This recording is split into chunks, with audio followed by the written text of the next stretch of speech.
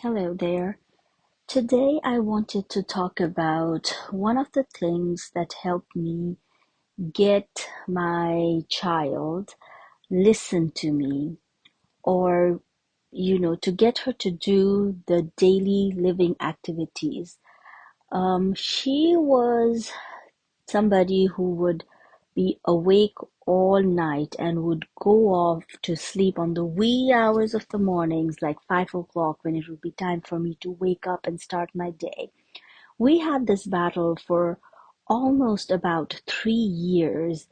Um, because at first I worked night shift, so it was very convenient for me when she slept all day and was awake at nighttime because that's what I had made my routine to be because I worked 3 12 hours nights. And then on even on my off days, I would sleep during the daytime and do my work during the nighttime. So it was very convenient for me and I didn't think anything about it, and life was easy and simple. But later on, once we decided, when she was about 2.5 years old, when we decided to put her on a daycare so I could start a new full-time work, that's when we had issues. She would not go to sleep. And once we left her at daycare, she would sleep all day, and it would be time for her to wake up when she got home. And it was very hard for me because then I would have to work all day and be awake all night with her.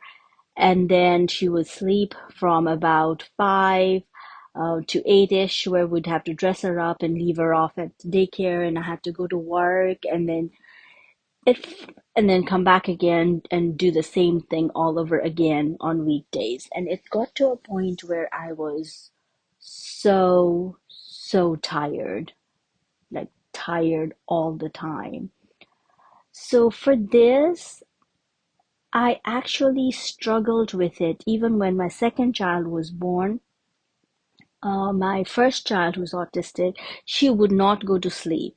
So my life got even harder because with two children now, I was juggling one who'd sleep all night and then one who'd sleep all day. And there I was, who could not sleep at any time. Like I would have to get a nap, an hour or two nap here and there. And I was still working. So it got very, very, very hard. So the one thing that helped me, and this is again the things that I learned from therapy, that they said once you get her to bed, no matter what it is, don't let her get up. You're gonna just let her stay in bed and then eventually she'll fall asleep. And at first, it did not work.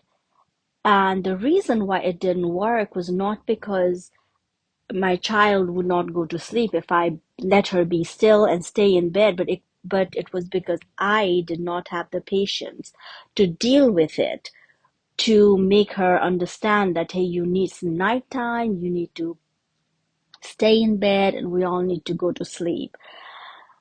I did not have patience for that. So the minute she started crying and hitting and banging her head, I'd be like, okay, let's go outside and do whatever you want to do. So after a lot of days like that, a lot, I mean months and months like that, I was finally about to give up, and one of the therapists told me, why don't you try it one day? Set up set up your mindset where you are ready to deal with that fight until she falls asleep. It's gonna be hard, but it's not impossible. So then one day I was like, okay, today is the day I am not going to let her get out of this bed, no matter how hard it is. And I did. That night, it took her, it normally takes her 4 hours to get tired when she goes into that meltdown phase. And I stayed with her in the bed, not letting her get up. She would cry, she would fight, I just made sure that she was safe, and she finally fell asleep after 4 hours of struggle. So I started at 10 o'clock, so 11, 12, 1, 2 o'clock, she was asleep. And that was a miracle for me. I got to sleep 3 extra hours that night. I was like, why did I not push on for just a few more hours all these years? Then that following night, I did the same thing, and it was not easy. I would say it was even harder because today she fought even harder because she knew that I would not let her go out and play or do puzzles or, jump on the trampoline. So she fought even harder the second night. But I had to set up my mind that I cannot let this child go out. I had to be prepared to be there and to protect her so that when she is tired, she would fall asleep. And sure enough, it took her almost about 4 hours, and then she went back to sleep. And it went on for a few weeks like that. Then one day, um, it started taking less and less time for her to fall asleep because she finally understood that no matter how much she cried or kicked or fought with me or yelled, she would not be able to get out and go do the things that she wanted to.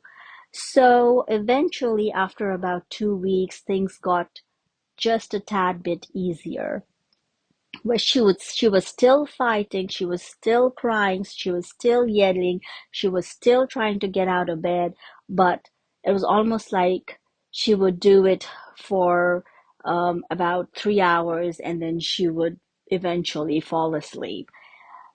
And today, I think I started doing that when she was about 5, because that's when I started therapy with her. And now, today, she is 12 years old, and she will let me know that it's bedtime when it's 9 o'clock. She is ready to turn all the lights off, and she is the one who brush her teeth, and she is ready to get in bed at 9 o'clock and be up at 6 o'clock in the morning. And I just wanted to share this with everybody who is having this struggle, that this is what I did. I just had to be strong enough to say that I'm not going to let her get out of the bed. And that that's what worked for me. And I am pretty sure there are many other parents out there who are struggling, and they are in the position where I was so many years ago. And I want to let them know that just being strong enough and just being there for the child. I was there with her all the time, all those hours of struggle when she was crying and trying to get out. The one thing that kept me going was keeping my calm. All I had to remember was I am keeping this child safe, and I am keeping her in this bed until she's tired enough to fall asleep. And it was always that she would go into that meltdown phase if I didn't let her do what she wanted. So I wanted to just get this out there, and I hope that this will help some of the parents out there to tackle with this issue. And I would also say that if you have anybody that you can talk to about how to do this effectively, I would encourage you to do that. And for all the other people out there who have gone through this struggle of their children not sleeping at nighttime, I would love for you all to share your experience so that I can talk about it later, and hopefully we together will be able to help a lot of other parents. Thank you.